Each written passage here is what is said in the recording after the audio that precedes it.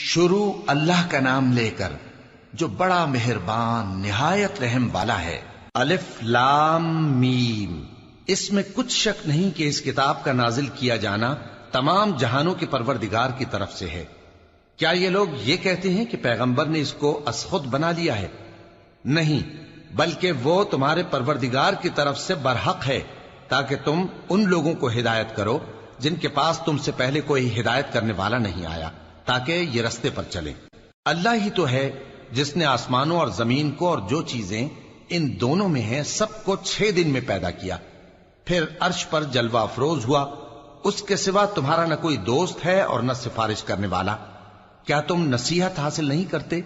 وہی آسمان سے زمین تک کے ہر کام کا انتظام کرتا ہے، پھر ہر کام ایک روز جس کی مقدار تمہارے شمار کے مطابق 1000 برس ہوگی اس کی طرف رجوع کرے گا۔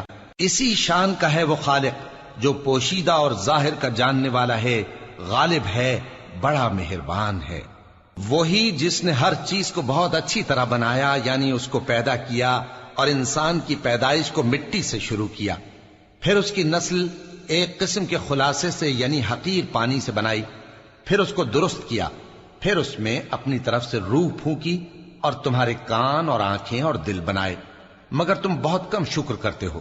اور کہنے لگے کہ جب ہم زمین میں ملیا میٹ ہو جائیں گے تو کیا اثر نو پیدا ہوں گے؟ حقیقت یہ ہے کہ یہ لوگ اپنے پروردگار کے سامنے جانے ہی کے قائل نہیں۔ کہہ دو کہ موت کا فرشتہ جو تم پر مقرر کیا گیا ہے تمہاری روحیں قبض کر لیتا ہے، پھر تم اپنے پروردگار کی طرف لوٹائے جاؤ گے، اور تم تعجب کرو جب دیکھو کہ گناہگار اپنے پروردگار کے سامنے سر جھکائے ہوں گے اور کہیں گے کہ اے ہمارے پروردگار، ہم نے دیکھ لیا اور سن لیا، تو ہم کو دنیا میں واپس بھیج دے کہ نیک عمل کریں، بے شک ہم یقین کرنے والے ہیں۔ اور اگر ہم چاہتے تو ہر شخص کو ہدایت دے دیتے، لیکن میری طرف سے یہ بات قرار پا چکی ہے کہ میں دوزخ کو جنوں اور انسانوں سب سے بھر دوں گا، سو اب آگ کے مزے چکھو، اس لیے کہ تم نے اس دن کے آنے کو بھلا رکھا تھا۔ آج ہم نے بھی تمہیں بھلا دیا ہے، اور جو کام تم کرتے تھے ان کی سزا میں ہمیشہ کے عذاب کے مزے چکتے رہو۔ ہماری آیتوں پر تو وہی لوگ ایمان لاتے ہیں کہ جب ان کو ان کے ذریعے نصیحت کی جاتی ہے تو سجدے میں گر پڑتے اور اپنے پروردگار کی تعریف کے ساتھ تسبیح کرتے ہیں اور غرور نہیں کرتے۔